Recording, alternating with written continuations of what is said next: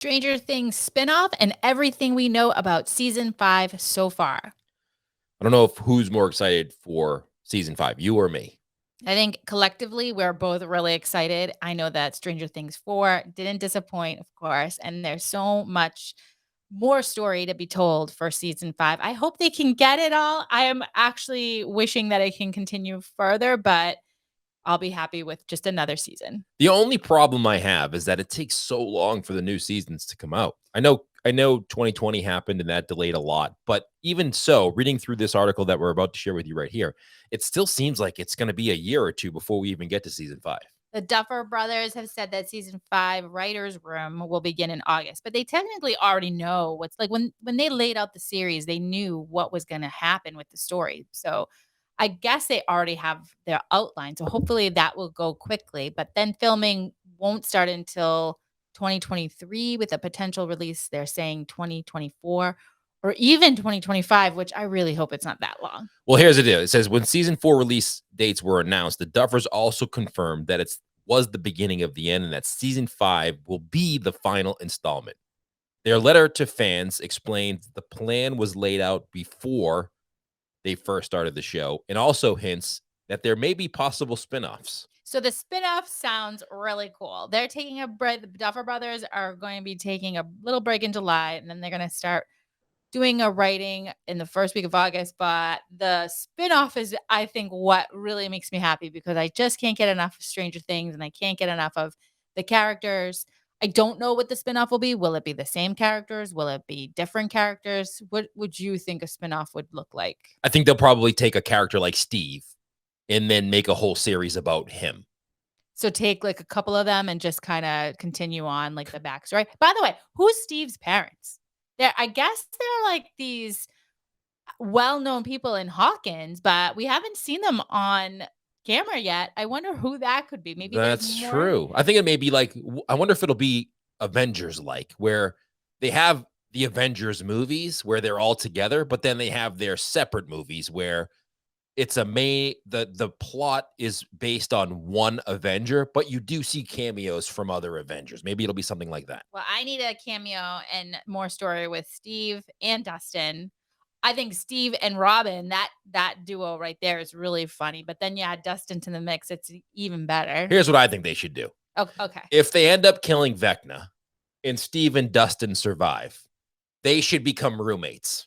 Okay. And that should be the series. It's about Steve and Dustin going through life as roommates, kind of like Seinfeld, Yeah. but with Steve and Dustin. Okay. That would be hilarious. I like that. It says right here that the filming could start in 2023 with a potential release date of 2024 or 2025. What is going on here? 2025, that's crazy. That is so long. I really hope it doesn't happen that far from now because it just seems like the kids are getting older. It's time to get them on camera. And I had a real hard time seeing them in season 4 of how much different they looked in season 3. It does say here in that same interview that they do have an outline already for season 5, so they just have to work out the exact script. But for the most part, season 5's outline is complete. What about a time jump that it's talking about in this article? A time jump might be involved. The Duffer Brothers have entertained the idea of infusing the plot with a time jump. This could catch the cast up to their actual ages compared to those of their characters, which became skewed when COVID hit. Well, they kind of do because their characters don't necessarily look the age that they're playing now. I know that there can be a little bit of a gap there, but they're going to look pretty old to play 16-year-olds. That's true. You know, you can get away with playing a 14-year-old or a 15-year-old if you're 18 or 19. But when you're 27, it's tough. It's a little challenging. Well, Steve is portrayed as what?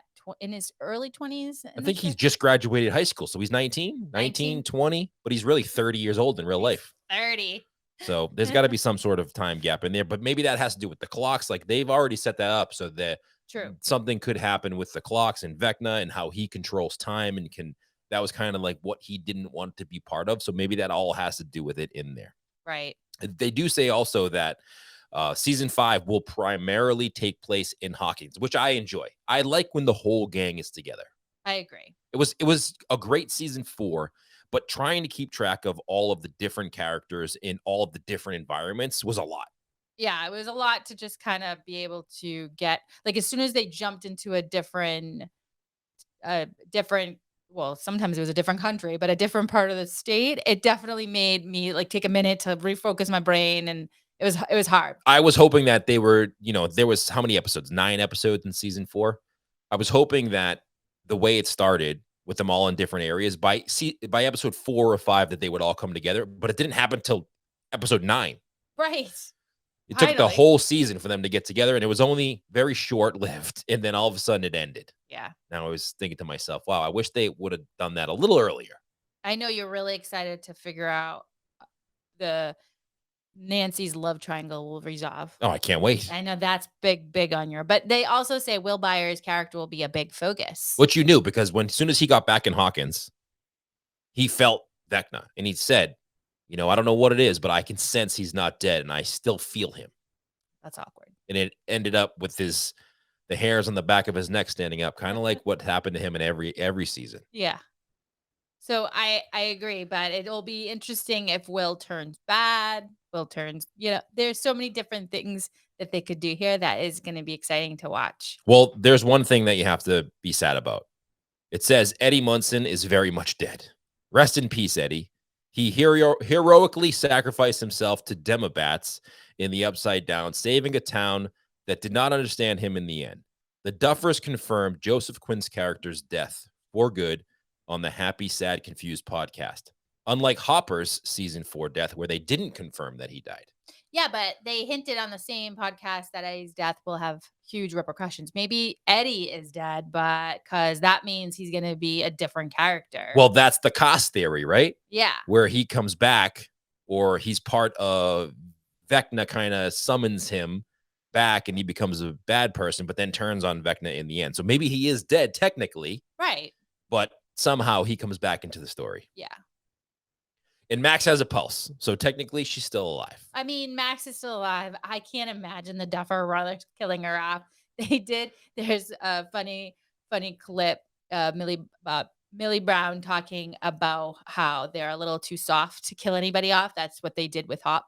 They think they couldn't kill him off. So I'm hoping that they at least do the same with Max. Do you want to see any of the main characters? Do you think that if the season 5 goes by and, Steve and Nancy and Jonathan and Max and all of the main characters are still alive, do you think that would be disappointing, or do they have to kill off some main characters in order to make this kind of more feasible? No, I think it's feasible enough. I don't think they have to. I think it's emotional enough and there's enough heart in the whole show that you don't necessarily need to do that. And I quite frankly, I can't handle it. I cried like a baby when